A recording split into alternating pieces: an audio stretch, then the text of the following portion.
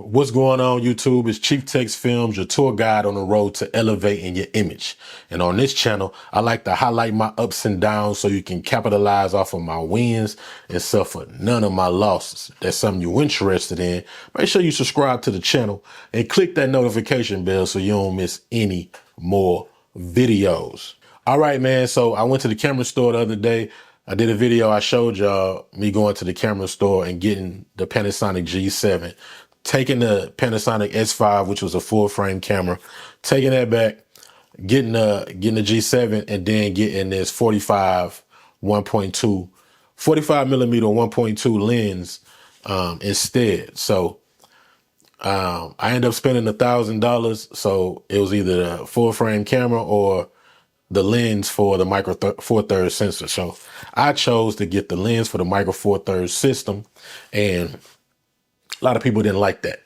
But let me give you a little backstory on why I did it, man. I feel like in America right now, we being bamboozled by the marketing teams, and I'm sick of it, man. I'm sick of my pockets going through this trauma, man. Like, the Panasonic G7 cost me $300. The lens cost me $600. So for the same $1,000, I got me a system that will hopefully change my workflow. The camera is old. It's like it came out in 2017, 2018, but it shoots 4K 24. It doesn't shoot 4K 60, but the lenses is a lot cheaper. Like I said, this is a pro lens and I only spent $600 on it versus RF mount lens for the Canon system costs you around $2,000-$3,000. Same thing with Sony, man.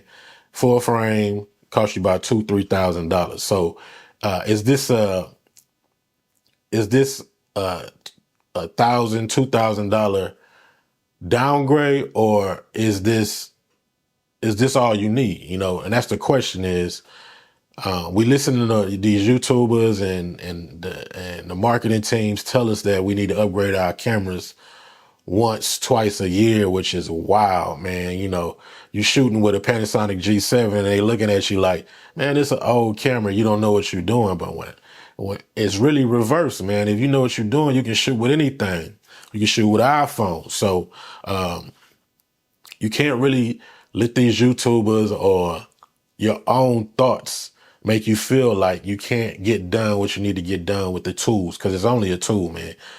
You can't be so invested in something that you risking your livelihood and your pockets, spending thousands and thousands of dollars for something you can get done with a $300 camera, man. So and I'm just being honest, man. If you can't use a $300 camera to get the shot that you need, you probably don't need to be shooting, brother. You probably need to be spending that money in classes, man. So, and that might be where my confidence comes from, because I've been shooting for over 20 years. So, I know the exposure triangle. I know what I'm doing, man. So as long as you know the exposure triangle, you can make anything work. You can make the iPhone work, but you got to know the exposure triangle. You got to know how to shoot certain things. So that's all I'm doing with this series that I'm about to roll out for y'all, man. Is we talking about minimalism, we talking about spending less money, but we still talking about quality. We still gonna give you the best quality that we can give you, because I understand you got clients that need this and need that. So go ahead and click that subscribe button, and I promise you, I'm gonna give you the tools that you need to be successful. And like I said, we got the Panasonic G7, we got the Olympus 45 millimeter 1.2 lens, and this has really changed the way that I shoot, man, because I really don't shoot any focal length further than 50 millimeters. So for this 85 millimeter equivalent is just really changed the way that the way that I shoot. Like I did a birthday party last night, and I had one of the Panasonic G7s on the tripod, and I'm walking around getting the wide shot, like say they dancing, getting a wide shot of the whole dance floor dancing, and then using the the other Panasonic G7 with the 85 millimeter lens on it, and we getting details, we getting feet, we getting faces, we getting all of this different stuff that you wouldn't be able to get just by pouring all of your money into one camera. Like I said, the Sony FX3 costs around $4,000. The lens gonna cost you $2,000 to $3,000 too. So, and that's just one camera. If you can get 3 cameras for the price of, well, way under the price of one camera, then how much do you think you can get done, man? So, and also too, I wanted to do podcasts. So this system is gonna help me I'm gonna get 2 or 3 more Panasonic G7s. Man, if you look on KEH.com, you can get these for around $250, $300, man. So, you're gonna spend a little money on the lens, but that's still just a little bit of money. You know what I mean? It's not $3,000, $4,000 for a camera body. You know what I mean? So I think as content creators, things are shifting. We're not shooting movies or these high dollar Hollywood films anymore. We shooting content, bro. We shooting content for Instagram, for YouTube, for TikTok. So what do you need all of that firepower for a TikTok? Ask yourself that. You know what I mean? So is it really worth breaking your pockets? My pockets can't take no more trauma, man. So we going back. You know what I mean? We're going against the grain. We're going back to Micro Four Thirds, and we just gonna run it up, man. We gonna get.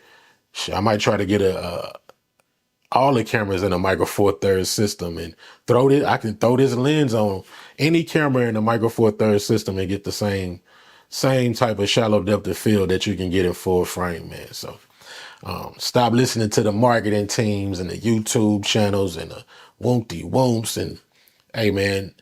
Stand on your own too and think for yourself and subscribe to this channel so I can walk you through how to use these things because they do have limitations. A lot of that stuff in them high dollar cameras is just comfortability, can't even say that word. Comfortability or, things that make your job a little bit easier, but it's not worth $3,000, $4,000 in my opinion, man. Like, for example, Canon holds a lot of stuff out of their cameras, man. You can go pick up one of the new flagships and it still don't deliver some of the features that's in this camera, man. I mean, Canon was holding back 4K 60 for a long time. Their cameras now might have 4K 60, but the Micro Four Thirds system been having them. Canon cameras overheat, Sony cameras overheat. These Micro Four Thirds cameras never overheat, man. They shoot all day. They'll run all day for you, man. So you gotta really start looking at what you're spending your dollars on, man, and stop letting these marketing races, use you to fatten their pockets, man. They messed around and made a Panasonic G7 4, 5, 6 years ago. So hey, man, that's their mistake. I found it and I'm gonna use it and we just gonna run this channel up with that, man. It's a smaller camera. I can take it any and everywhere with me. I ain't gotta worry about putting my camera on the tripod and walking across the street. Somebody snatch it. Of course, I'm gonna chase them down.